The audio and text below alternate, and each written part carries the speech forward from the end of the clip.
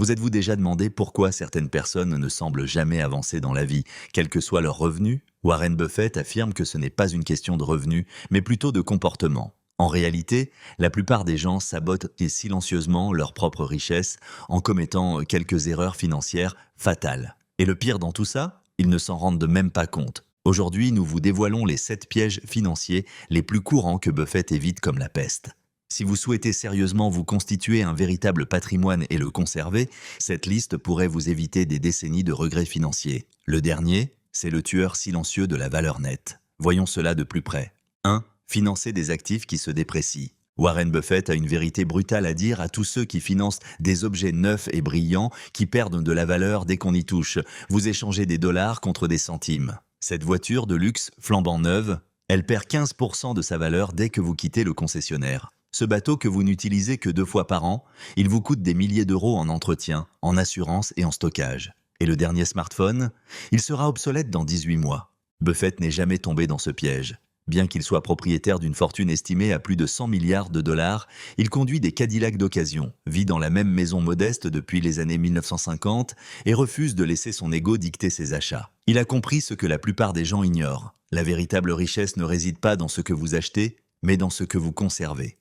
Financer des actifs qui se déprécient, c'est se saboter financièrement. Vous n'achetez pas seulement un produit, vous empruntez sur votre avenir pour impressionner des gens qui s'en moquent. Vous vous engagez à payer des intérêts sur un article qui vaudra la moitié de son prix dans quelques années. C'est de l'argent qui pourrait rapporter des intérêts composés dans un fonds indiciel, acheter des parts dans un actif générateur de flux de trésorerie ou constituer votre épargne d'urgence. Imaginez que vous preniez le montant de la mensualité de cette nouvelle voiture et que vous l'investissiez dans le S&P 500. En 10 ans, vous pourriez vous constituer un patrimoine de plusieurs dizaines de milliers de dollars. Mais la plupart des gens préfèrent avoir l'air riche pendant quelques instants plutôt que d'être riche toute leur vie. Le conseil de Buffett est simple. Achetez des choses qui prennent de la valeur. Si elles perdent de la valeur avec le temps, achetez-les d'occasion ou ne les achetez pas du tout. Si vous devez financer un jouet, vous ne devriez probablement pas l'acheter pour l'instant. N'oubliez pas que les riches ne sont pas devenus riches en faisant des achats impressionnants. Ils y sont parvenus en évitant les achats stupides. Laissez les autres courir après l'image. Vous, courez après les actifs. 2. Vivre au jour le jour, par choix. Il est facile de croire que vivre au jour le jour est toujours le résultat d'un faible revenu. Mais Warren Buffett conteste cette idée. La vérité est que beaucoup de personnes gagnant plus de 100 000 dollars par an sont toujours fauchées. Pourquoi? Parce qu'elles choisissent de dépenser comme s'il n'y avait pas de lendemain. Pas de budget, pas d'économie, pas de stratégie. Juste des maisons plus grandes, des voitures plus luxueuses et des vacances plus chères qui les saignent à blanc. Ce n'est pas de la survie, c'est de l'auto-sabotage déguisé en succès. Buffett vit dans la même maison modeste qu'il a achetée en 1958. Non pas parce qu'il ne peut pas s'offrir quelque chose de plus grand, mais parce qu'il comprend une vérité fondamentale. La richesse ne dépend pas de ce que vous gagnez, mais de ce que vous conservez. La plupart des gens tombent dans le piège de l'inflation du mode de vie. Ils obtiennent une augmentation et améliorent immédiatement tout. Leur maison, leur garde-robe, leur voiture. Ils appellent cela « vivre mieux ». Buffett appelle cela « rester coincé dans le cercle vicieux des apparences ». Lorsque vous vivez sans budget, l'argent devient un mystère. Vous ne savez pas où il va, donc vous ne savez pas pourquoi il disparaît. C'est comme essayer de remplir une baignoire dont le robinet est ouvert. Et quand on n'a pas d'économie, chaque crevaison devient une urgence financière. Chaque perte d'emploi se transforme en crise. Ce n'est pas seulement risqué, c'est dangereux. Buffett dit « Ne gardez pas ce qui reste après avoir dépensé, dépensez ce qui reste après avoir économisé ». C'est la différence entre être riche et rester riche. La discipline de vivre en dessous de ses moyens, même quand on n'y est pas obligé, est la véritable preuve de richesse.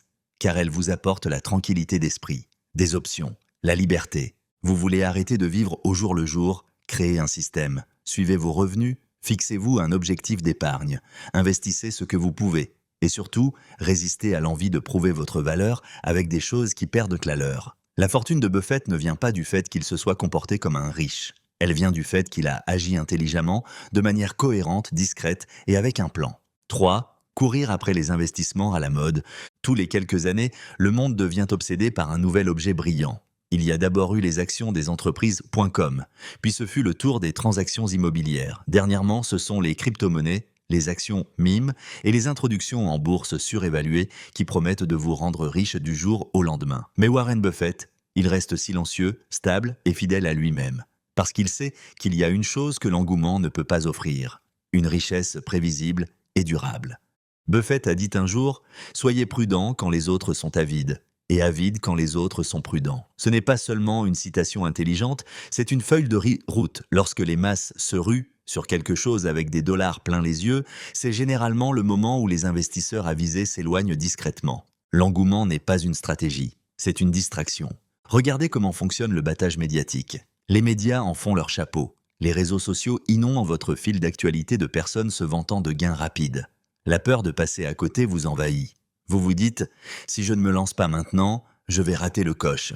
Mais lorsque la plupart des gens entendent parler d'un investissement en vogue, les premiers à s'être lancés ont déjà encaissé leurs gains. Et ceux qui restent sur le carreau sont ceux qui ont cru au battage médiatique. Buffett évite ce piège en s'en tenant à ce qu'il comprend. Il appelle cela son cercle de compétences. S'il ne peut pas expliquer une entreprise en une phrase, il n'investit pas. Il ne court pas après ce qui est populaire. Il achète ce qui est logique, éprouvé et ennuyeux, car ce qui est ennuyeux enrichit lentement. Et c'est lentement que se construit la véritable richesse. Vous voulez arrêter de perdre de l'argent à cause du battage médiatique ? Construisez votre propre cercle de compétences. N'investissez que dans des choses que vous pouvez expliquer. Regardez les résultats réels, pas les opinions sur les réseaux sociaux. Restez cohérent plutôt qu'émotif. Et n'oubliez jamais ceci. Le battage médiatique s'estompe, mais les fondamentaux restent. Buffett n'est pas devenu riche en suivant les tendances. Il est devenu riche en les ignorant. Ce n'est pas de la chance, c'est de la discipline. Et c'est la raison pour laquelle il est l'une des personnes les plus riches au monde, sans jamais avoir eu besoin de deviner quelle serait la prochaine grande tendance. 4. Avoir des dettes à taux d'intérêt élevés. Warren Buffett a qualifié les intérêts composés de 8e merveille du monde, mais lorsqu'ils jouent contre vous, ils deviennent un cauchemar financier. Les dettes à taux d'intérêt élevés, en particulier les dettes de carte de crédit, sont des intérêts composés à l'envers. Elles sapent discrètement votre richesse future, petit à petit. Buffett évite complètement ce piège. Il paye toujours la totalité de ses dettes. Il a clairement déclaré que si vous payez 20% d'intérêt sur votre carte de crédit, aucun investissement au monde ne peut être plus rentable que de rembourser d'abord cette dette. C'est le rendement le plus rapide et le plus sûr que vous puissiez obtenir. La plupart des gens ne réalisent pas à quel point les dettes à taux d'intérêt élevés sont destructrices. Un solde de 5 000 $ à un taux d'intérêt de 20% avec seulement le paiement du minimum peut prendre des décennies à rembourser et coûter le double du montant initial. Cela signifie que chaque dîner, chaque gadget, chaque vacances que vous payez avec votre carte peuvent finir par vous coûter 2 fois plus cher que ce que vous aviez prévu, simplement pour avoir le privilège de les avoir un peu plus tôt. Et voici le piège psychologique. Cela semble insignifiant. Quelques centaines ici, quelques centaines là. Mais les dettes s'accumulent. Les intérêts s'accumulent. Avant même de vous en rendre compte, vos revenus travaillent pour la banque au lieu de travailler pour vous. Buffett sait que les dettes limitent votre liberté. Elles vous privent de vos options, elles vous obligent à prendre des décisions par désespoir plutôt que par stratégie. C'est pourquoi il les qualifie de cancer financier. Elles rongent votre avenir sans améliorer votre présent. Alors, comment s'en sortir ? Tout d'abord, arrêtez d'en accumuler. Ensuite, attaquez-vous d'abord aux taux d'intérêt les plus élevés et consacrez-y toutes vos ressources. Dès que vous aurez éliminé vos dettes à taux d'intérêt élevés, votre vie financière s'ouvrira. Vous pourrez investir, épargner et vous développer, car votre argent vous appartiendra enfin à nouveau.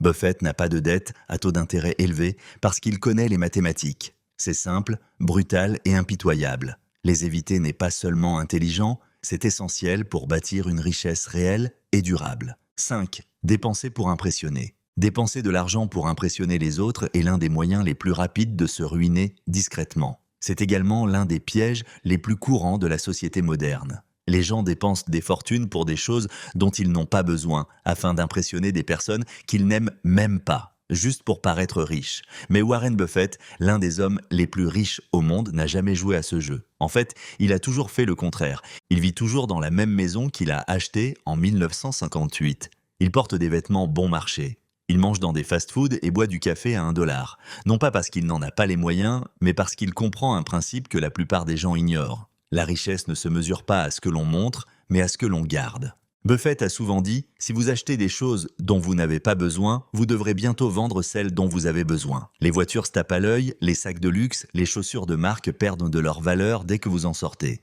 Mais ce qu'ils représentent est encore plus dangereux. L'insécurité déguisée en statut social.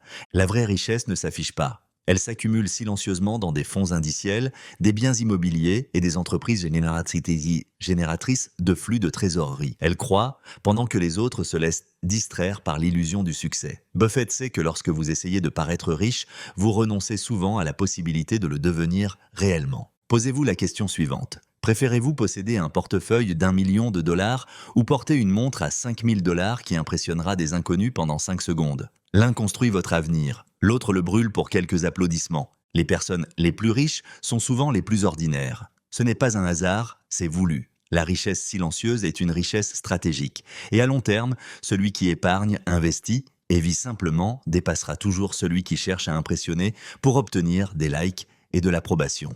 Le conseil de Buffett? Impressionnez-vous vous-même par votre discipline. Ne cherchez pas à impressionner les autres par vos dépenses. 6. Ne pas investir tôt et souvent. La plus grande erreur financière n'est pas de choisir de mauvaises actions ou de rater une occasion. C'est d'attendre, attendre que le marché se calme, attendre de gagner plus d'argent, attendre le moment idéal qui n'arrive jamais. Warren Buffett le dit mieux que quiconque. Le meilleur moment pour planter un arbre, c'était il y a 20 ans. Le deuxième meilleur moment, c'est maintenant.